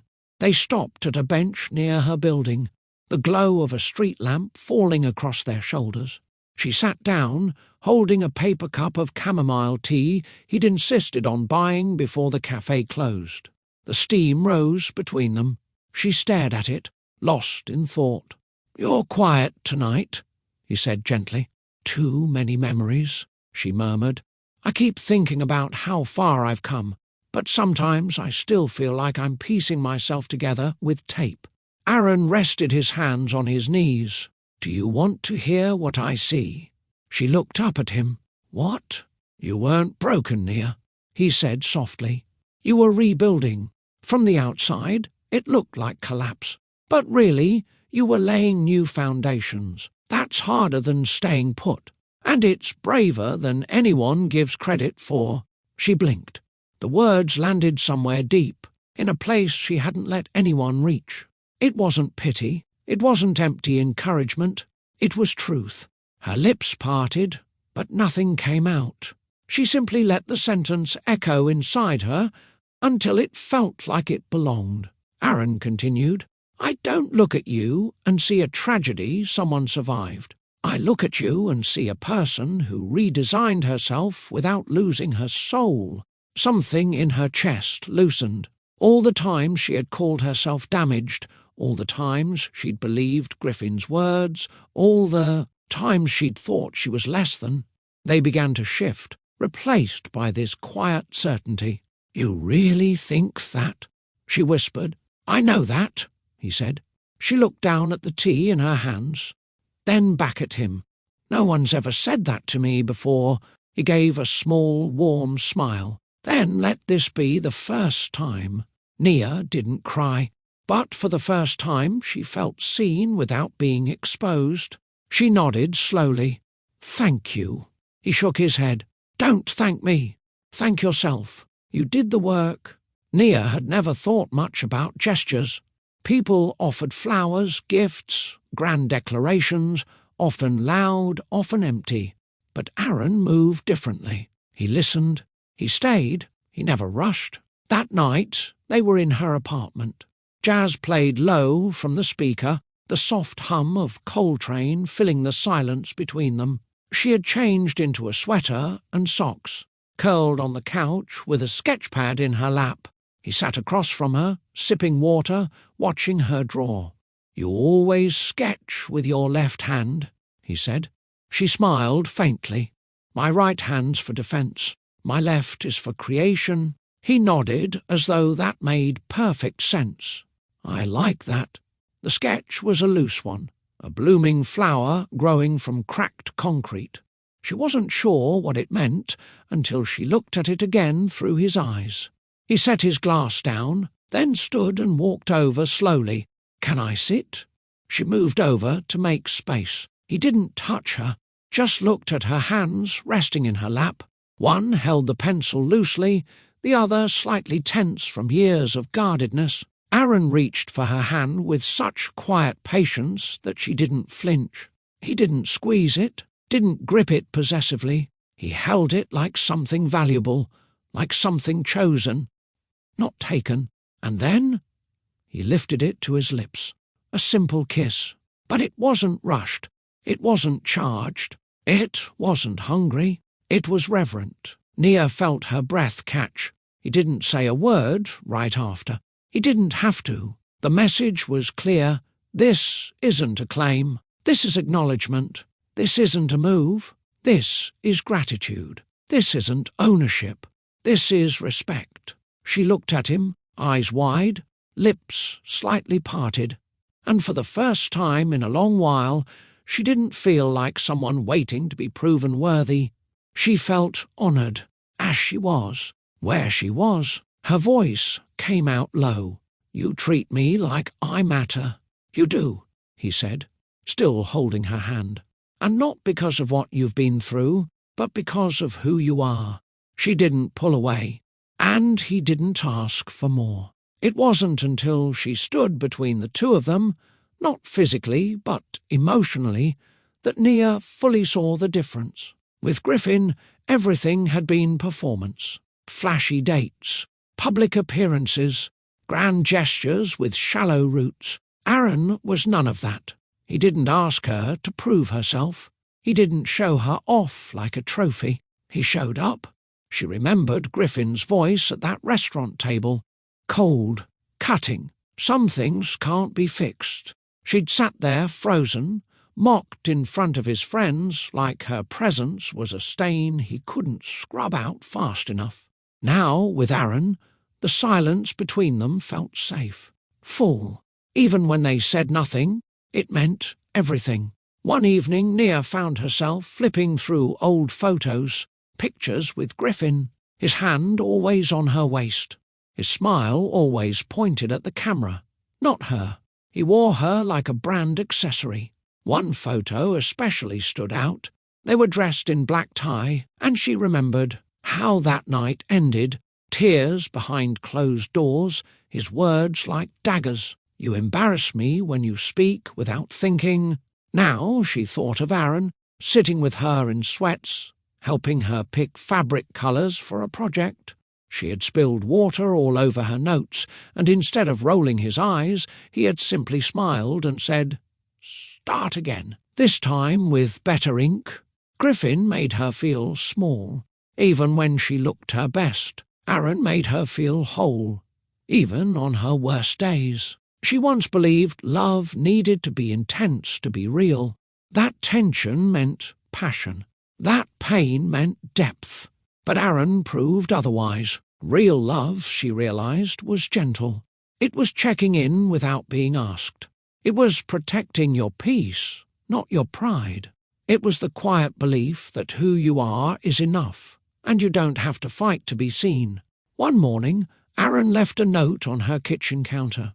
It read, "No matter where life takes you, I'll always root for you. Even if I'm not the one beside you, Nia stared at the note for a long time. Griffin would have never written that. He'd demand loyalty, not offer freedom. Aaron gave her both.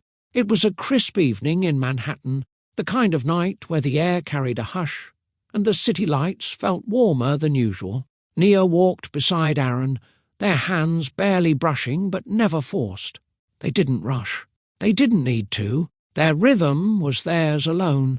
They turned onto Madison Avenue, and without warning, her eyes caught the glow of the restaurant, Artemis, the one she had once sworn to avoid forever. Same glass facade, same gold-lettered signage, but something inside her shifted. She paused. Aaron followed her gaze. "You okay?" Nia took a slow breath.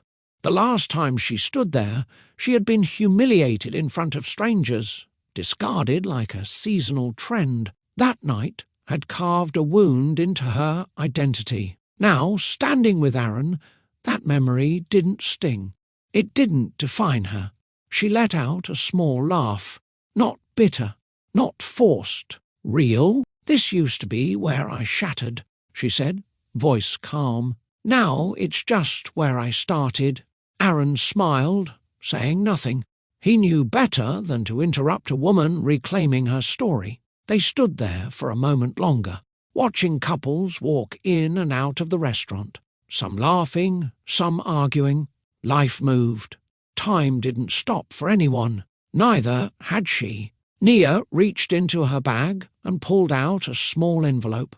Inside was a postcard from her upcoming campaign, the Healing is Strength series. Elise had encouraged her to send out limited editions to a few symbolic addresses. She slipped it into the restaurant's mail slot. On the back, in bold letters, it read, "The moment you try to bury someone's worth, you plant a seed instead." Aaron watched her without speaking. Not every man needed to be a saviour. Some just stood beside the woman who saved herself. Nia turned to him, eyes bright. "Ready for that Thai place you were raving about?" "Always," he said, offering his arm. She took it, not because she needed it, but because it felt good to share the walk. As they strolled away from Artemis, the past stayed behind. Nia didn't need revenge, applause, or even forgiveness. She had something better, peace. The auditorium was packed. Rows of women, young professionals, entrepreneurs, survivors, sat shoulder to shoulder, notebooks in hand, eyes locked on the stage. It was the final day of the National Women's Leadership Summit in Chicago, and the keynote speaker was a name many of them had seen trending online just a year ago, Nia Wallace. Backstage, Nia paced slowly, her palms cool despite the stage lights seeping through the curtains.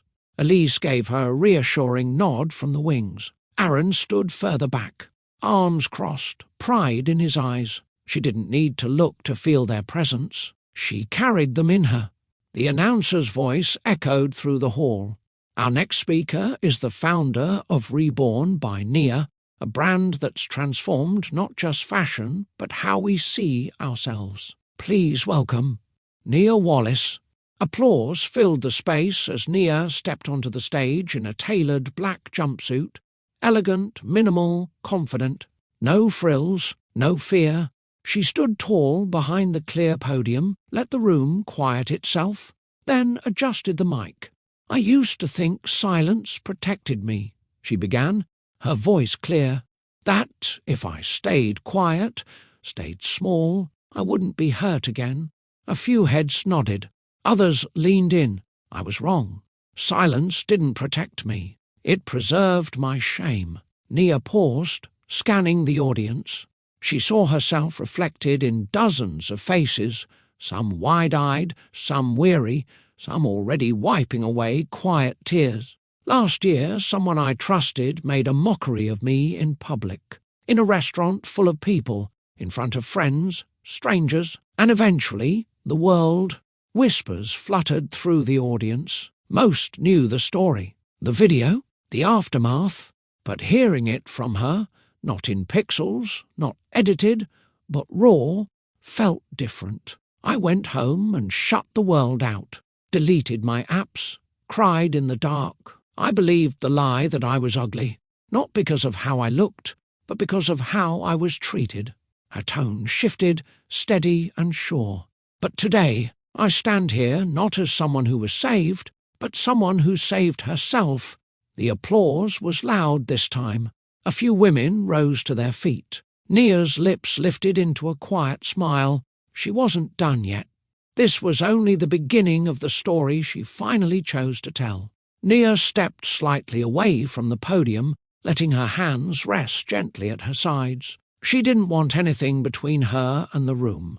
"I wasn't always this sure of myself," she continued, voice steady. "A year ago I thought love meant sacrifice. I thought being quiet was noble. I believed that if I changed myself enough, I'd be loved enough." A hush fell over the crowd. I was engaged to someone who didn't love me for who I was. He loved what I made him look like. He loved control. And when I didn't fit the image he wanted to show the world, he discarded me. Several women in the crowd exchanged knowing glances. Some nodded slowly, feeling every word. Nia took a breath. Her fingers grazed the silver band she now wore on her right hand, a minimalist design from her own line. She had created it after her breakdown, a symbol of rebirth. He left me at a dinner table, humiliated me with a comment I'll never forget, and for a while I carried that pain like it was my identity. She turned her body slightly, facing the other side of the audience. Her movements were gentle, her voice never bitter. But here's what I learned. Healing doesn't start with revenge. It starts with honesty. Her gaze scanned the room again. I stopped pretending. I started asking myself, what do I want? Who am I outside of being someone's partner? Someone's daughter? Someone's maybe. A few quiet laughs broke through. "I met a woman named Elise," she said. "She didn't pity me. She challenged me. She handed me a sketchpad and said, 'What will you create with all that hurt?' And I didn't have an answer. But I showed up the next day. And the day after, Nia stepped back behind the mic, her voice softening. Piece by piece, I stitched myself together. I didn't become perfect. I became true. I stopped hiding my scars, stopped chasing apologies, and started living." The room stood again, not all at once, row by row, as if each woman felt seen in their own time. Nia blinked, humbled. "That night broke me," she said. But the real tragedy would have been staying broken. The applause didn't stop this time. Not yet, because they knew what was coming next. The rise, the standing ovation lasted longer than Nia expected. Applause echoed from the walls, not from pity, but respect. Some women wiped silent tears. Others nodded with quiet pride, holding their heads higher than before. A few in the front row leaned in, as if trying to memorize every line of her posture. She wasn't just speaking, she was living proof that pain didn't have to be the end of anyone's story. Nia didn't rush off the stage. She stayed there, taking in every face, every woman who had ever shrunk herself to fit, every girl who had been told not enough or too much, every soul who once mistook silence for strength. The event host walked up beside her, holding back emotion. "Ladies," she said into the mic, "what Nia Wallace gave us tonight wasn't just a talk. It was a mirror." The crowd erupted again. Backstage, a younger woman approached Nia quietly. Her voice shook. "He left me with nothing but a text," she said. "Tonight, I realized I wasn't the one who lacked anything." Nia didn't give advice. She didn't try to fix it. She just held her hand and replied, "You never did." As more women formed a quiet line to speak with her, Nia noticed something strange. They weren't coming to thank her. They were coming to remember themselves. That was the power of truth. When spoken aloud, it became permission for someone else to rise too. A teenage girl clutched a notebook filled with sketches. "I was scared to apply to design school," she said shyly, But you stood there with no makeup, no filter, and you looked like everything I want to be." Nia knelt and looked her in the eye. "Then go become it." One by one the crowd filtered out, but something stayed in the air, something grounded and quiet, the kind of strength that didn't need to shout. Elise stood nearby with arms crossed and a small smile on her face. She said nothing, just nodded. Nia's story hadn't been easy to tell, but the moment she spoke it fully, without shame or softness, she realized something. Telling her story hadn't reopened the wound, it had sealed it, with power, not pain. By the end of that month, the world no longer saw Nia Wallace as a headline or viral clip. She had become something larger. Her name now echoed through design schools, women's conferences, and editorial pages.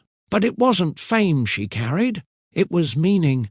The Rebirth line had sold out again, not because it followed trends, but because it told truth. Every piece spoke of strength, of rebuilding, of starting again without shame. Women wore the clothes not for compliments, but for confidence. Nia didn't chase luxury branding deals, they came to her, and every time she asked, "Why me?" If they said profit, she walked away.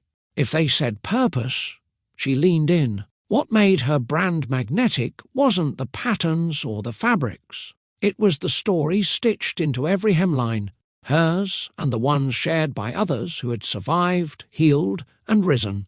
She launched a mentorship program next, quietly, without press. It was called Start Here, for women who had been dismissed, overlooked, or broken down to their lowest. The goal wasn't fashion. It was finding voice, vision, and value through creativity, self-respect, and freedom. In an interview with a popular digital magazine, the reporter asked, "What does your brand represent in one sentence?" Nia paused. "Proof," she said, "that dignity can't be stolen, only forgotten. And we're here to help you remember." The quote went viral within hours. Photos of women of all ages, sizes, backgrounds, wearing her designs filled the Rebirth line's tagged section on social media. Some posted with captions like, "My first day back to work after divorce. I wore Nia's jacket and remembered I was still powerful." Others wrote, "This dress made me feel seen, not pretty, seen." Elise, watching it all unfold, simply said to Nia, "You didn't build a brand, you lit a torch." And she was right. What Nia created couldn't be priced. It couldn't be copied, because in every thread was the proof that even the deepest hurt didn't have to define you. It could refine you, and from that, a woman could rise. Not perfectly, but powerfully. The summit ended late, but Nia stayed behind, her heels off, sipping water as she looked out the hotel window. The New York skyline twinkled, but her thoughts were quiet. Peaceful, her phone buzzed. Griffin. She hadn't seen his name on her screen in months. A single message stared back at her. "You've changed." She blinked, lips pressed together. It wasn't rage she felt, not even surprise, just a strange stillness. Another message came in. "I saw the summit. I didn't know you had that in you." She didn't respond immediately. Instead, she turned her phone face down, leaned back on the armrest, and let silence stretch. When she finally typed, it was short. "No, I've evolved." And then, before she could second-guess herself, she blocked his number. Not because she was angry, but because she didn't owe him access to this version of her. He didn't walk with her through the fire. He didn't get to feel the warmth now. She remembered all the nights she cried in silence, the mornings she didn't want to get up, the moments Elise believed in her more than she believed in herself. She remembered what it took to find her voice again, not to speak louder, but to speak from truth. Griffin had once made her feel invisible. Now he wanted to be a spectator to the woman who rose. But Nia wasn't performing for him. She wasn't waiting for applause. He had lost the right to witness her. This closure didn't need confrontation. It didn't need a long message. It only needed a clear boundary. One message, one block. Done. That night she slept with her phone in the other room, something she hadn't done in years.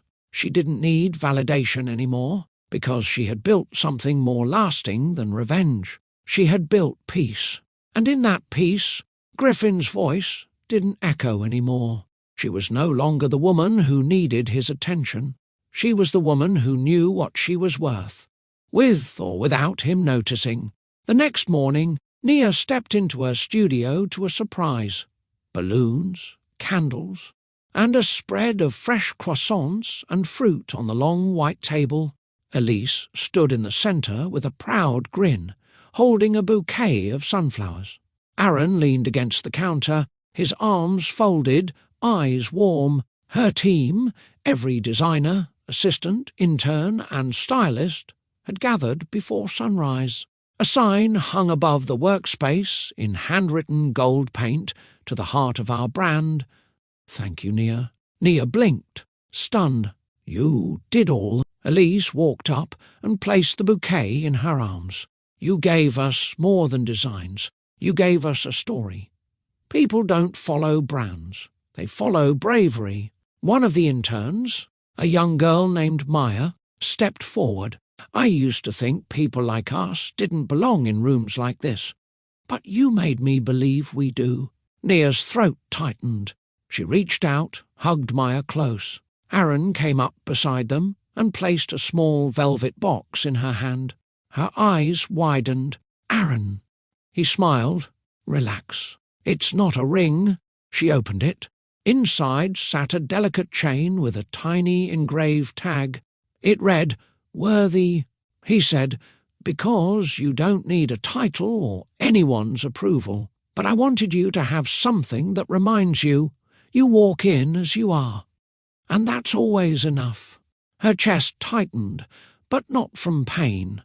It was the fullness of being seen, not for performance, not for beauty, not even for resilience, but simply for who she had become. They popped sparkling cider, laughed, took pictures, danced around the cutting tables. No heavy speeches, no forced moments, just joy. Nia moved through the room, hugging her people, touching the fabric samples, breathing in the scent of coffee and confidence. This wasn't the climax of a story. This was her new normal. Later, as the celebration wound down, Elise leaned over and whispered, I always knew you had more than talent. You had truth. And that's what stitched this place together. Nia smiled and nodded, because she finally believed it too. Nia stood before her full-length mirror that evening, alone in her apartment. She wore a simple black turtleneck and high-waisted jeans. No makeup, no heels, no designer jewelry, just herself, stripped of pretense but full of pride. She looked into her reflection, not seeking approval, but acknowledging growth. Once upon a time, she had cried in this very room, replaying cruel words and wondering if she was enough. Tonight, she didn't need anyone else's affirmation. She gave it to herself. Her phone vibrated. Another message from a young woman who'd watched her summit speech. Thank you for being the woman I needed to see. Nia placed the phone down gently. She thought of the girl she used to be, soft-spoken, eager to please, convinced that love had to be earned by shrinking herself. That girl didn't disappear. She transformed. Through the humiliation, silence, and rediscovery, Nia had stopped asking why people left and started asking why she clung to people who didn't stay. That shift changed everything. Loving herself hadn't come easy. It wasn't a single epiphany, but 1,000 small choices. The choice to get out of bed when grief weighed heavier than blankets. The choice to answer Elise's message. The choice to trust Aaron's consistency, not be blinded by another grand gesture. The choice to walk back into that restaurant, not for revenge, but with dignity. The choice to block Griffin's number, not out of hate, but because his access to her was expired. Nia stepped away from the mirror and went to her desk. She opened her notebook and wrote at the top of a blank page, "Who I am now," she started listing. "I'm kind. I'm capable. I'm healing. I'm building. I am enough." Her lips curled into a small smile. This wasn't a victory lap. It was a reset. She didn't measure her worth by who came back or who regretted leaving. She measured it by the way she showed up for herself, day after day, even when no one else did. And that, she finally understood, was love. Not the kind sung about in ballads or chased in fairy tales. The kind rooted deep inside. The kind that lasts. Nia stepped out onto the rooftop where the team had gathered. Elise, Aaron, and a few close supporters from the early days of the rebirth line. Fairy lights hung above, warm against the deep navy sky. Soft jazz played in the background. Glasses clinked. Laughter filled the air. But for Nia, it wasn't about the celebration. It was the stillness within. Elise walked over and handed her a small gift. Inside was a framed version of her first design sketch, rough lines, uneven ink, but bold. "You forgot how strong your first step was," Elise said. Nia hugged her tightly. "I didn't forget. I just didn't know where it would lead." Aaron stood beside her, not holding her too tightly, not trying to shield her from anything, just being there. "A partner, not a rescuer. Proud of you," he said softly. She looked out over the city skyline.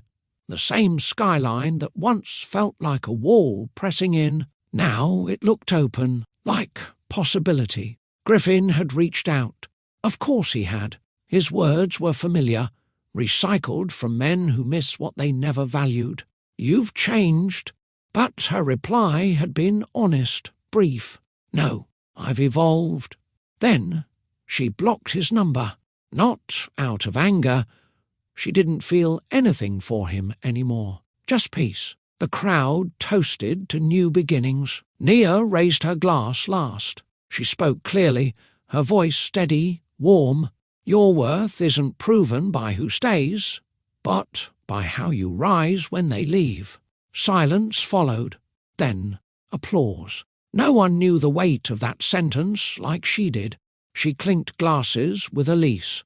Aaron pulled her gently into his side, but didn't speak. No one needed to. Her comeback wasn't about headlines, sales, or praise. It was about power. Not the kind built on image, but the kind born in quiet healing, in every small, hard choice to stand tall.